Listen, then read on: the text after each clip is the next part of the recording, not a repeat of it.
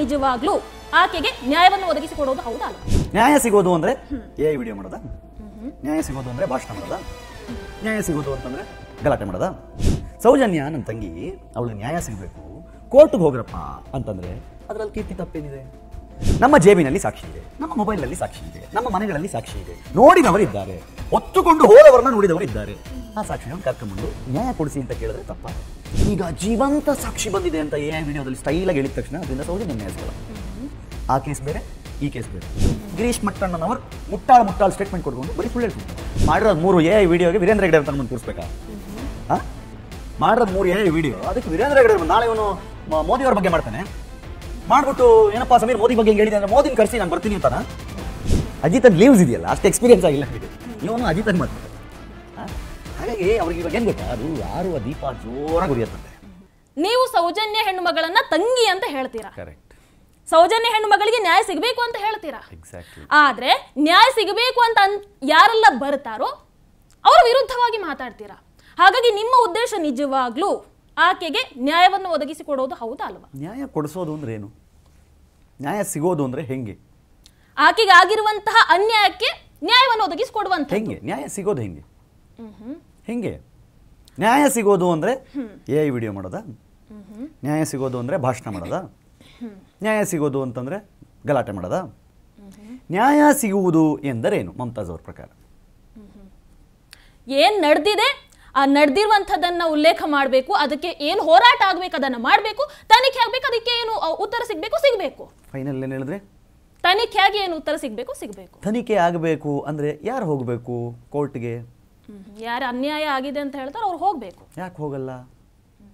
ಹಂಗೆ ಕೇಳಿದ್ರೆ ನಾವು ಅವ್ರ ವಿರುದ್ಧ ಇದ್ದೀವ? ಸೌಜನ್ಯ ನನ್ನ ತಂಗಿ ಅವಳಿಗೆ ನ್ಯಾಯ ಸಿಗಬೇಕು, ಕೋರ್ಟ್ಗೆ ಹೋಗ್ರಪ್ಪ ಅಂತಂದರೆ ಅದರಲ್ಲಿ ಕೀರ್ತಿ ತಪ್ಪೇನಿದೆ? ಸೌಜನ್ಯ ಸಹೋದರಿಗೆ ನ್ಯಾಯ ಸಿಗಬೇಕು ಅಂತ ಇಡೀ ದೇಶದಲ್ಲಿ ಚರ್ಚೆ ಆಗ್ತಾ ಇದೆ. ದಯವಿಟ್ಟು 1979ರ ವೇದವಲ್ಲಿ ಕೇಸ್ನ SIT ಕೊಡಬೇಕು ಅಂತೀರಿ, 86ರ ಪದ್ಮಲತಾ ಕೇಸು SIT ಕೊಡಬೇಕು ಅಂತೀರಿ, ಆನೆ ಮಾವುತನ ಡಬಲ್ ಮರ್ಡರ್ ಕೇಸ್ನ ನೀವು SIT ಕೊಡಬೇಕು ಅಂತೀರಿ. ಸೌಜನ್ಯ ಕೇಸ್ನ SIT ಕೊಡ್ರಿ ಅಂದರೆ ಕೊಡಲ್ಲ ಅಂತೀರಿ, ಯಾಕೆ? ಕೇಳಬಾರ್ದಾ? ನಮ್ಮ ಜೇಬಿನಲ್ಲಿ ಸಾಕ್ಷಿ ಇದೆ, ನಮ್ಮ ಮೊಬೈಲ್ನಲ್ಲಿ ಸಾಕ್ಷಿ ಇದೆ, ನಮ್ಮ ಮನೆಗಳಲ್ಲಿ ಸಾಕ್ಷಿ ಇದೆ, ನೋಡಿದವರಿದ್ದಾರೆ, ಹೊತ್ತುಕೊಂಡು ಹೋದವರನ್ನ ನೋಡಿದವರಿದ್ದಾರೆ. ಆ ಸಾಕ್ಷಿಗಳನ್ನ ಕರ್ಕೊಂಬಂದು ನ್ಯಾಯ ಕೊಡಿಸಿ ಅಂತ ಕೇಳಿದ್ರೆ ತಪ್ಪ? ಅದರ ಭಾಗವಾಗಿ ಈಗ ಭೀಮ ಬಂದಿರುವಂಥದ್ದು. ಭೀಮನಿಗೂ ಭೀಮ ಅಂದ್ಬೇಡಿ, ಮುಸುಕುದಾರಿ ಎನ್ನಿ. ಯಾಕೆ ಭೀಮ ಅಂತ ಯಾಕೆ ಹೆಸರು ಇಡ್ತೀರಾ? ಮುಸುಕುದಾರಿ, ಅನಾಮಿಕ, ಅವನಿಗೂ ಸೌಜನ್ಯ ಕೇಸ್ಗೂ ಏನು ಸಂಬಂಧ?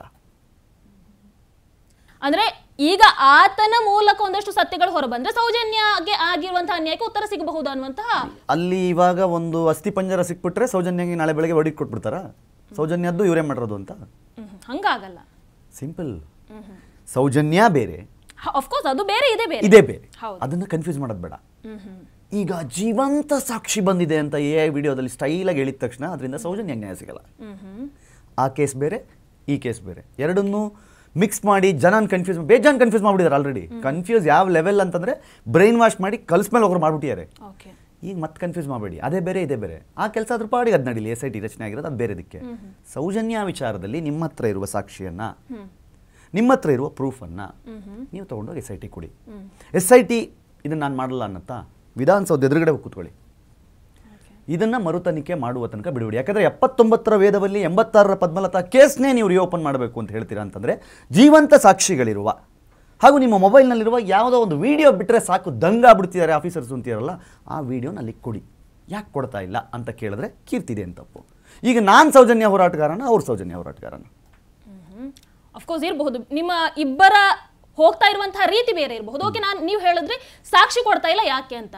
ಹಾಗಾದ್ರೆ ನಾನು ಕೇಳುವಂತಹ ಪ್ರಶ್ನೆ, ಈಗ ಮಟ್ಟಣ್ಣನವರು ಹಾಗಾದ್ರೆ ಸುಳ್ಳು ಹೇಳ್ತಾ ಇರುವಂತದ್ದು ಅಂದ್ರೆ ಸುಳ್ಳು ಹೇಳ್ತಿದ್ದಾರೆ. No matter what, on camera Girish ಮಟ್ಟಣ್ಣನವರು ಮುಟ್ಟಾಳು ಸ್ಟೇಟ್ಮೆಂಟ್ ಕೊಡ್ಕೊಂಡು ಬರೀ ಸುಳ್ಳು ಹೇಳ್ತಿದ್ದಾರೆ. ಅಂದ್ರೆ ಅವರು ಪೊಲೀಸ್ ಇಲಾಖೆಯಲ್ಲಿ ಇದ್ದಂಥವ್ರು. ನೀವು ಪೊಲೀಸ್ ಇಲಾಖೆಯಲ್ಲಿ ಇದ್ದದ್ದು ಹೇಳ್ಬೇಡಿ, ಸಸ್ಪೆಂಡ್ ಆಗಿದ್ದು ಹೇಳಿ. ಅದು ಲೇಟೆಸ್ಟ್ ನ್ಯೂಸ್. ಈ ಸಸ್ಪೆಂಡೆಡ್ ಆಫೀಸರ್ ಆಯ್ತಾ? ಇಲ್ಲಿ ಕೂತ್ಕೊಂಡು ಬುರುಡೆ ಬಿಡ್ತಾರಲ್ಲ, 24 ವರ್ಷ ಹೆಣ್ಣು ಮಗುದು ಅಂತ ನಮಗೆ FSL ಇಂದ ವರದಿ ಬಂದಿದೆ ಆ ಬುರುಡೆ ಅಂತ. ಹಂಗೆ ಬುರುಡೆ ಬಿಟ್ಟಂಗಲ್ಲ, ದಿನ ಒಂದೊಂದು ಸುಳ್ಳು ಹೇಳಿ ಜನ ಡೈವರ್ಟ್ ಮಾಡ್ತಾರಲ್ಲ, ಆ ಥರ ಅಲ್ಲ. ಅದಕ್ಕೆ ಒಂದು ಪ್ರಾಪರ್ ವೇ ಇದೆ, ಒಂದು ರೀತಿ ಇದೆ. ಅದೇ ಥರ ಹೋಗ್ಬೇಕು. ನಾವು ಮಾತಾಡಬಾರ್ದು, under trial case, investigation process ಇದೆ, ಮಾತಾಡಬಾರ್ದು ಅಂತಂದರೆ ಇವ್ರು ಅಷ್ಟೊತ್ತಿಗೆ ವರ್ಡಿಕ್ಟೇ ಕೊಟ್ಬಿಡೋದ ವೀಡಿಯೋಗಳು ಮಾಡಿಕೊಂಡು. ಇವರೇ ಮಾಡಿರೋದು, ಹೀಗೆ ಮಾಡಿರೋದು, ಇಲ್ಲೇ ಮಾಡಿರೋದು, ಇಷ್ಟೊತ್ತಿಗೆ ಮಾಡಿರೋದು, ಇದೇ ಕಲರ್ ಕಾರಲ್ಲಿ ಬಂದು ಮಾಡಿದ್ರು, ಈ ನಂಬರ್ ಕಾರಲ್ಲಿ ಬಂದು ಮಾಡಿದ್ರು, ಇಲ್ಲಿ ಬಂದು ಬಾಡಿ ಎಸಿದ್ರು, ಆ ಕಲರ್ ಡ್ರೆಸ್ ಹಾಕಿದ್ಲು, ಏನು ಹೇಳೋಕ್ಕೆ ಒಂದು ಇತಿಮಿತಿನೇ ಬೇಡವಾ? ಅದಕ್ಕೆ ಅವಾಗಂತೂ ಇದು ಯಾಕೋ ಒನ್ ಸೈಡೆಡ್ ಹೋಗ್ತಾ ಇದೆ ಗುರು. ಹಿಂಗಾದರೆ ಇವರು ಧರ್ಮಸ್ಥಳನ ಮಹೇಶ್ ಶೆಟ್ಟಿ ತಿಮ್ರೋಡಿ ಹೇಳ್ದಂಗೆ JCB ತೊಗೊಂಡಾಗ ಮಕ್ಷಿ ಅಲ್ಲ ಅಂತಾರಲ್ಲ, ಮಕ್ಷೆ ಬಿಡ್ತಾರೆ ಇವ್ರು ಬಿಟ್ಟರೆ. ಸೊ ಹಾಗಾಗಿ ಧ್ವನಿ ಎತ್ತಬೇಕು ಅಂತ ಅನ್ನಿಸ್ದಾಗ ಧ್ವನಿ ಎತ್ತಿದ್ವಿ. ಅಲ್ಲ, ನಾನು ಕೇಳ್ತಾ ಇರುವಂಥದ್ದು ಅಫ್ಕೋರ್ಸ್ ಅವ್ರು ಸಸ್ಪೆಂಡ್ ಆಗಿರಬಹುದು, ಆದರೆ ಅವ್ರಿಗೆ ಗೊತ್ತಿರಲ್ವಾ ನಾವು ಇವತ್ತು ಸುಳ್ಳು ಹೇಳ್ತಾ ಇದ್ದೀವಿ, ಅವರು ಅಷ್ಟೆಲ್ಲ ಯಾಕೆ ಅಷ್ಟು ಪ್ರೆಷರ್ ಹಾಕಿ SIT ತನಿಖೆವರೆಗೂ ಬಂದರು. ಇವತ್ತು SIT ತನಿಖೆ ಆಗಿ ನಾಳೆ ಏನು ಬೇರೆ ಸತ್ಯ ಹೊರಗೆ ಬಂದರೆ ನಾವು ಒಳಗೆ ಹೋಗ್ತೀವಿ ಅನ್ನುವಂಥ ಅವ್ರಿಗೆ ಅಷ್ಟು ಪರಿಜ್ಞಾನ ಕೂಡ ಇಲ್ವಾ ಅಂತ. ಸುಳ್ಳನ್ನು ಅಷ್ಟು ಕಾನ್ಫಿಡೆಂಟಾಗಿ ಹೇಳ್ತಿದ್ದಾರೆ. ಈಗ ನನಗೆ ಗ್ಯಾರಂಟಿ ಇಲ್ವಾ ನಾನು ಸತ್ಯ ಮಾತಾಡ್ತಾ ಇದ್ದೀನಿ ಅಂತ? ಸೇಮ್ ಅವ್ರಿಗೆ ಅಷ್ಟು ಕಾನ್ಫಿಡೆನ್ಸ್ ಇದ್ದಾಗ ನಾನು ಕೂತ್ಕೊಂಡು ಪ್ರತಿ ಮಾಧ್ಯಮ ಕರೆದ್ರು, ಸುವರ್ಣ ನ್ಯೂಸ್ ಕರೆದ್ರು ಹೋಗಿದ್ದೀನಿ, ರಿಪಬ್ಲಿಕ್ ಕರೆದ್ರು ಹೋಗಿದ್ದೀನಿ, ಯಾವ ಮಾಧ್ಯಮ ಕರೆದ್ರು, ಯಾವ ಯೂಟ್ಯೂಬ್ ಚಾನಲ್ ನಿಮ್ಮನ್ನು ಇಂಟರ್ವ್ಯೂ ಮಾಡಬೇಕು ಅಂತಂದ್ರೂ ಅವರು ಫುಲ್ ಲೆಫ್ಟ್ ವಿಂಗು ಎಗೇನ್ಸ್ಟ್ ಅಂತ ಅನ್ಸಿದ್ರು ಬನ್ನಿ ಅಂತ ಕರೆದಿದ್ದೀನಿ, ಇಂಟರ್ವ್ಯೂ ಕೊಟ್ಟಿದ್ದೀನಿ. ಯಾಕೆ? ಸತ್ಯ ಇದೆ ಅನ್ನುವಂಥ. ಈಗ ಅವ್ರು ಕರಿತಾ ಇದೀವಲ್ಲ, ಯಾಕೆ ಬರ್ತಾ ಇಲ್ಲ? ಅವ್ರ ಪ್ರಕಾರ ಈಗ ವೀರೇಂದ್ರ ಹೆಗ್ಡೆ ಅವರು ಬರಬೇಕನ್ನುವಂಥದ್ದು ಅವರ ಮಾತು. ಯಾರಿಗೆ? ಈಗ ಮಾಡಿರೋದು 3 AI ವಿಡಿಯೋಗೆ ವೀರೇಂದ್ರ ಹೆಗ್ಡೆ ಅಂತ ತಗೊಂಬಂದು ಕೂರಿಸ್ಬೇಕಾ?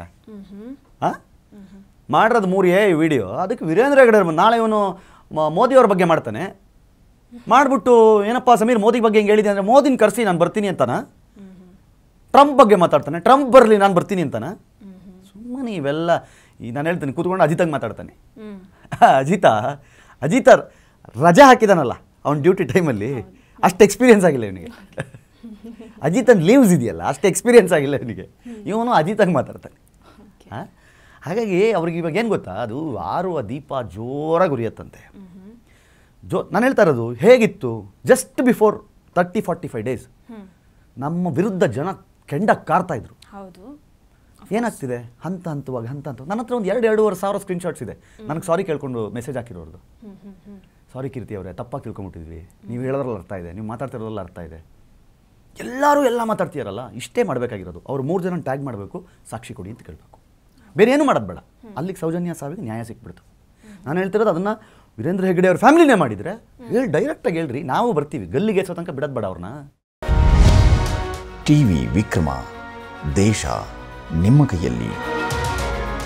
ಈ ಕಾರ್ಯಕ್ರಮ ನಿಮಗೆ ಇಷ್ಟ ಆಗಿದ್ದಲ್ಲಿ ಲೈಕ್, ಶೇರ್ ಹಾಗೂ ಕಮೆಂಟ್ ಮಾಡಿ. ಟಿವಿ ವಿಕ್ರಮದ ಕಾರ್ಯಕ್ರಮಗಳನ್ನು ನಿರಂತರವಾಗಿ ವೀಕ್ಷಿಸಲು ಸಬ್ಸ್ಕ್ರೈಬ್ ಮಾಡಿ, ಬೆಲ್ ಐಕನ್ ಒತ್ತಿ.